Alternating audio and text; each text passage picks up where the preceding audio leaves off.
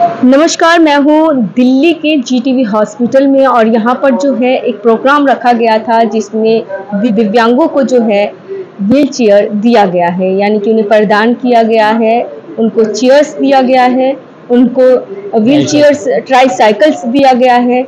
हमारे साथ जो हैं सुनहरी लाल यादव जी हैं, जो कि अखिल भारतीय विकलांग विधवा वृद्धा सेवा समिति के जो है राष्ट्रीय अध्यक्ष हैं। सर, आपका हमारे चैनल पर बहुत बहुत स्वागत है। धन्यवाद मैडम आपको।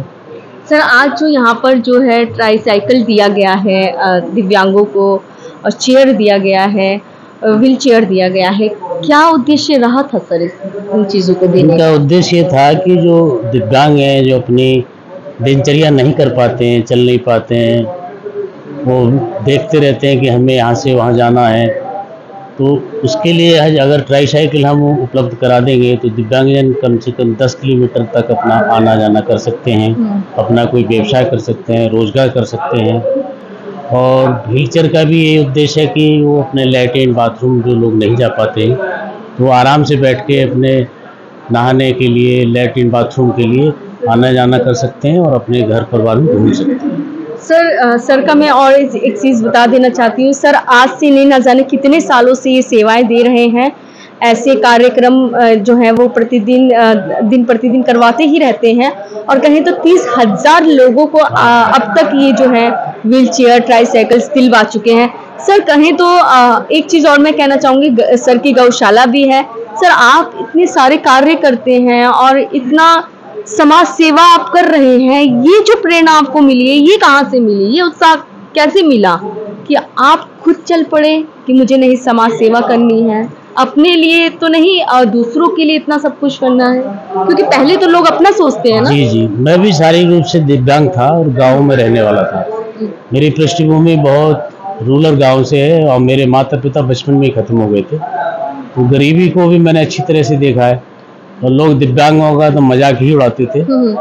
उससे मेरे अंदर बजाय हीन भावना के हौसला मेरा बढ़ा और मैंने दिव्यांगजनों के लिए, मैंने खुद के लिए, समाज के जितने दिव्यांगजन हैं, मैं चाहता हूं कि उनके किसी को भी इस घटना से न गुजरना पड़े जिन्हें हमें गुजरना पड़ा। तो इसलिए मैंने अखिल भारतीय विकलांग विधवा वृद्धा सेवा समिति संस्था बना करके विगत 30 वर्षों से, यानी कि आप केवल विकलांगों के लिए ही नहीं, दिव्यांगों के लिए ही नहीं कार्य कर रहे हैं, आप विधवा वृद्धा सेवा समिति, यानी कि आप जो विधवा हो जाती हैं माताएं, जो वृद्ध हो जाती हैं, तो उनके लिए भी आप आश्रम वगैरह उनके लिए हमने जो माताएं असहाय हैं, जिनके बच्चे छोड़ देते हैं और वो उनके घर परिवार नहीं है, सड़क पर पड़ी हैं या हॉस्पिटल में छोड़ के भाग गए, वो हमने आश्रम बनाया उनके लिए नंदनगरी D3 में, और उनके खाने पीने की व्यवस्था सब निःशुल्क है।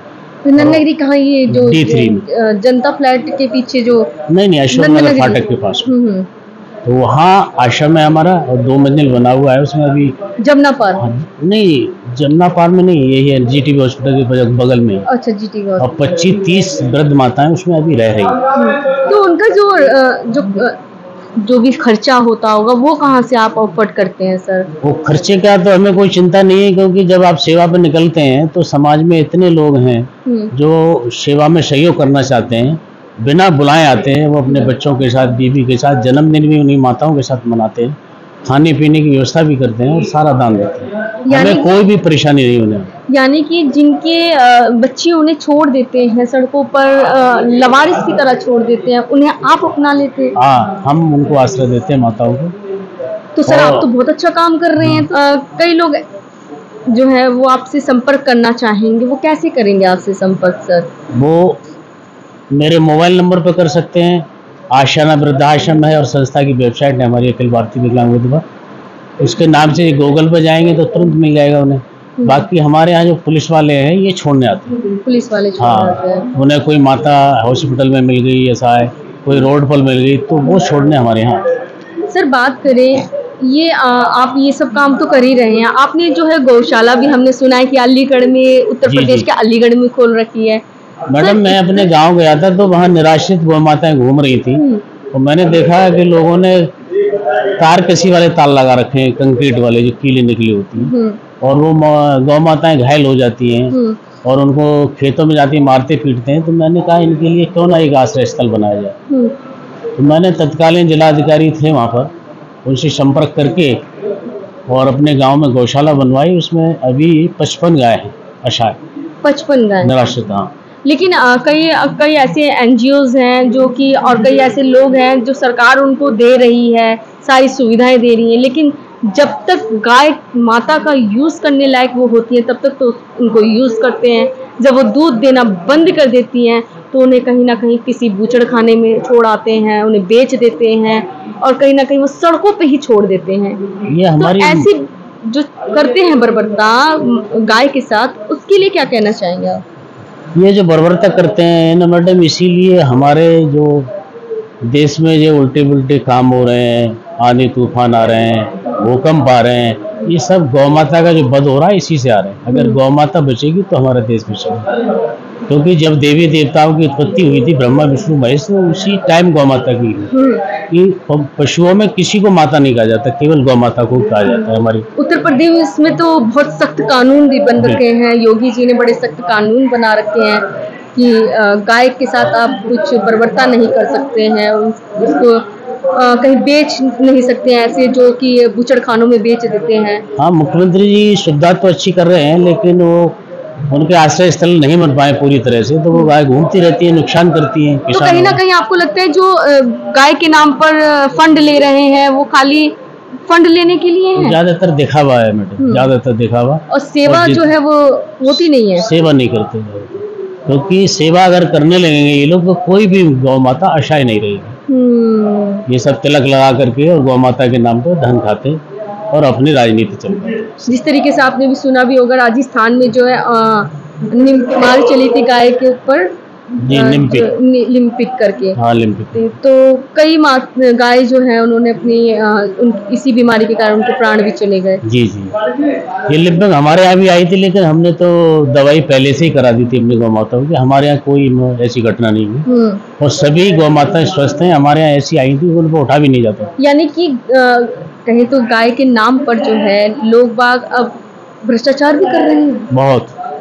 जब माँ बापों के नाम पर कर रहे हैं तो गाय को क्या छोड़ेंगे। जब माँ बाप उन्हें मकान बना के देते हैं, पालते हैं, जो माँ अपने 9 महीने पेट में रखती है, उनको दूध पिलाती है, खुद वो गीले में सोती है, उसे सूखे में सुलाती है, उसके बाद भी वो बच्चे उन्हें छोड़ देते हैं। ऐसा प्रमाण है हमारे पास, हमारे आश्रम में है 15-20 माह। तो सर ऐसे मतलब क्या वो खुद किसी चीज से सक्षम नहीं होते हैं, इस वजह से छोड़ जाते हैं, या बहुत हाई फाई होते हैं, बहुत अच्छी पोस्टों पे होते हैं, क्या ऐसे भी लोग छोड़ जाते हैं? हाँ, ऐसे लोग भी छोड़ जाते हैं, लेकिन सक्षम नहीं है, ये मानसिकता है मैडम, ये मानसिक बीमार हो गए। क्योंकि 10 बच्चों को एक माँ बाप पाल लेते हैं, लेकिन वो एक माँ बाप जो है वो 10 बच्चों से नहीं पल पाते हैं। नहीं पाल पाते, उनका कारण ये है कि उनमें भावना ही नहीं है अपनी माँ को पालने की। तो हमने तो ये भी सुना है और प्रकृति का नियम भी है कि जैसा आप करेंगे वैसा भरेंगे। तो क्या लगता है कि जो जैसा कर रहा है उसको वैसा भरना पड़ेगा? बिल्कुल भरना पड़ेगा, जो जैसा करेगा भरेगा। कहते हैं ना, गड्ढा खोदता वही उसी में गिरता है। क्योंकि हमारे बच्चे देखेंगे वो उनको करेंगे, उनके लिए करेंगे। क्योंकि बिल्कुल हमारे आने वाली पीढ़ी जैसा देखेगी वैसा ही करेगी। तो इसी चीज़ों को देखते हुए अच्छे कर्म करने चाहिए और संस्कार होने बहुत ही ज़रूरी है। बहुत जरूरी। तो क्या कुछ कहना चाहेंगे लास्ट में? आपको लोग देख और सुन रहे हैं, खास तौर पे उनको क्या कहना चाहेंगे जो गाय को जो है जब तक इस्तेमाल करना होता है तब तक इस्तेमाल करते हैं, फिर छोड़ देते हैं? मैं उनसे यही निवेदन करता हूँ कि अपनी गौ माता को बिल्कुल न छोड़े। दूध पीने के बाद भी उनका गोबर है, उससे गोबर से गौ काष्ठ लकड़ी बनती है, दीपक बनते हैं, मूर्तियाँ बनती हैं, हजारों दवाइयाँ बनती हैं। तो गौ माताओं का बहुत उपयोग है हमारे समाज के लिए, और गौ माता बचेगी तो हमारा देश बचेगा। और उन्हें क्या कहना चाहेंगे जो अपने खुद की माता को, जो लोग आज हैं जो अपनी खुद की माता पिता को जो है वो सड़कों पर छोड़? उनसे मैं ये कहना चाहता हूँ कि माँ बाप बड़े मुश्किल से मिलते हैं, और जिनके माँ बाप हैं वो बड़ी सौभाग्यशाली हैं। हमें पता है कि हमारे माँ बाप बचपन में मर गए, और माँ बाप से बड़ी प्रेरणा कोई नहीं है, ना कोई भगवान है, ना कोई। सबसे ज़्यादा पूज्य माँ बाप है आपका, कभी उनको मन छोड़िए। और संसार में सबसे ज़्यादा प्यार भी आपको माँ बाप ही करते। बिल्कुल सर, चाहे आपको लोग कितना कोई प्यार नहीं करता जितने माँ बाप। माँ बाप का कर्ज माँ है तो आप, और आपके सुरक्षा है आपकी और आपके परिवार की। बिल्कुल। तो वही मेरे को एक दोहा भी याद आ रहा है कि गुरु गोविंद दोनों खड़े, काके लागू पाए, बलिहारी गुरु आपके जिन गोविंद दियो बताए। यानी कि माँ एक ऐसा हमारा गुरु होता है, जब फर्स्ट जो हमें जो चलना सिखाती है, बोलना सिखाती है, वो होती है माँ। और जो हमें सही राह पर लेकर जाता है, जो हमारा पूरा बोझ उठाता है, वो होता है हमारा पिता। तो यही हमारे वो पहले गुरु होते हैं, माँ बाप, जिनका आदर और सम्मान हमें करना चाहिए, ज़रूर करना चाहिए। क्योंकि जैसा हम आज अपने माँ बाप के साथ कर रहे हैं, हमारे आने वाली पीढ़ी भी वैसा ही करेगी। क्योंकि कर्म तो हर इंसान को भोगने होते हैं, क्योंकि प्रकृति का नियम भी है, जैसा करोगे वैसा भरोगे। अगर आप बबूल का पेड़ बोएंगे और आम की इच्छा रखेंगे तो ऐसा संभव नहीं है। आपको बबूल के बदले तो बबूल का ही पेड़ उगेगा, और आम अगर बोएंगे तो आम ही खाएंगे। तो वो आपको खुद को सोचना है कि आपको आम खाने हैं या आम उसकी जगह बबूल का पेड़ अगर बोते हैं तो उसको खाना है, क्या खाना है। नीम का बोना है तो नीम की निबोली खानी है, क्या खाना है।